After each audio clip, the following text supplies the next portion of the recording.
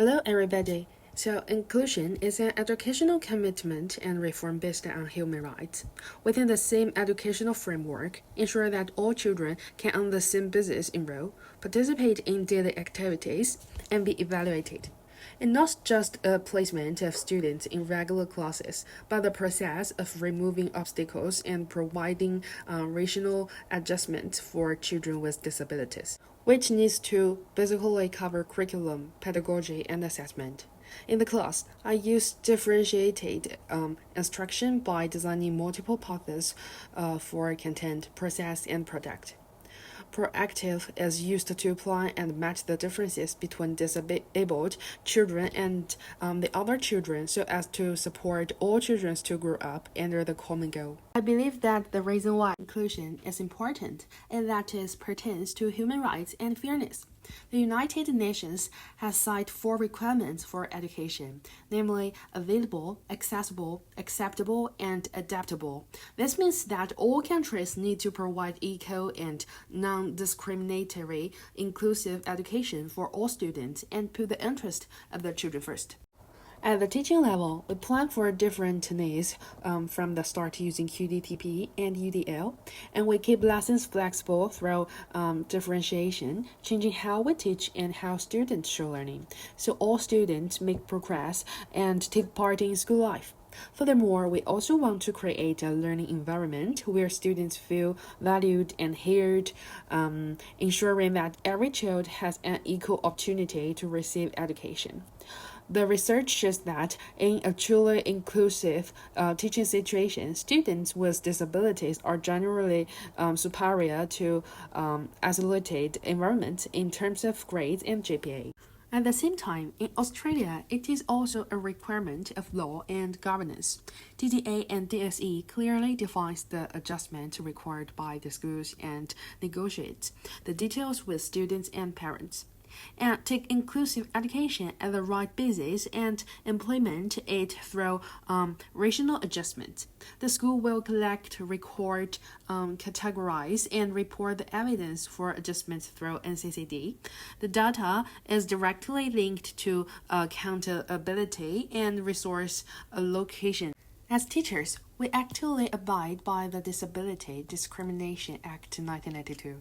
This legislation requires us to eliminate discrimination as much as possible in education areas, ensure that children can attend school on an equal basis in accordance with the law, provide them with equal opportunities to receive education and assessment, and make reasonable adjustments according to their needs. The Disability Standards for Education, published in 2005, clearly stated that students should be on the same basis in enrollment. Courses and support services. In the event of any situation, the school is required to have a conversation with students and their families and promptly provide reasonable adjustments and alternative assessment methods. The relevant parties include all children, families, teachers, schools, and the education department. The beneficiaries are not only the children with disabilities, but the entire class will also become safer and more cohesive as a result of complying with the legislation. According to the research, we found that a warm and stable teacher-student relationship can enhance learning and belonging. And children studying with their peers can enhance their sense of participation and belonging and get help from each other. Based on the 2 pillars of research, evidence, and legislation, we promote inclusive education. It is not just a verbal declaration, but a commitment to ensure that every child is noticed, supported, and improves in the classroom. Under the DDA and the SE, we put the same basis principle into practice across 4 areas: enrollment, participation, curriculum, and support. At the beginning of enrollment, we will invite children to participate in the joint decision in the meeting. Clarify how children want to participate and what support they need, and write their options into the plan. This also complies with the requirements of DSE for consulting students, making timely decisions, and implementing adjustments. At the same time, when children with disabilities first come to school, schools can also ask SSO and other personnel for professional help and use specific strategies such as action cue cards to help communication and integration. When disabled children participate in daily activities, placing them in a familiar group of peers makes it easier to establish peer support and significantly enhances participation and a sense of belonging. In the classroom, we used UDL and differentiation to provide children with a more inclusive teaching framework, such as providing children with multi-format materials like text, audio, images, and using digital and auxiliary technologies to help children better overcome learning disabilities.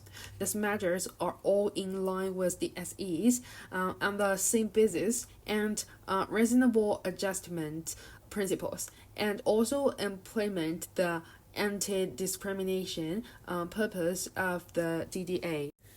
Unlike the DDA and the SE that we previously discussed, the framework of the South Australia Education and Early Childhood Services Act 2011 focuses more on registration, assessment, rating, publication, and accountability. The legislation held that children's development, equality, and inclusion are the most important and requires all schools and educational institutions to register according to law and accept continuous quality evaluation. Only institutions whose courses and teaching content are qualified and can effectively ensure the safety and health of students can be successfully registered. Legislation also clarifies that employees need to be familiar with the safety rules, prohibit corporal punishment and injury, and need to carry out child protection training regularly to ensure daily safety and control. These systems enable children to live in a safer and development-oriented environment, enable parents to get more open information and participation channels, and also provide clear standard, external supervision, and improvement direction for schools.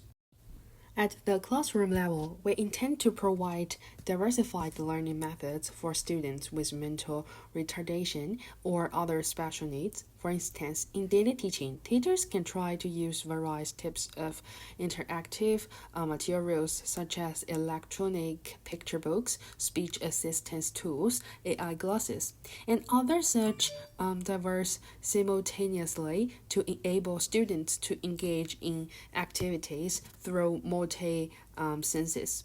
For children with autism, we use virtual schedules and emotion cue cards to help them understand classroom routines and reduce anxiety. This not only complies with the legislative requirements for a safe, healthy, and high-quality educational environment, but also guarantees students equal participation and learning opportunities in daily classes. At the whole school level, I suggested that all teachers must attend training on disability support, differentiated classroom teaching, or child protection at least twice a year, and conduct regular self-assessment and undergo external reviews to ensure that teachers possess professional capability so that policies don't remain merely on paper. Rather, it truly values the development of children and treats each child equally.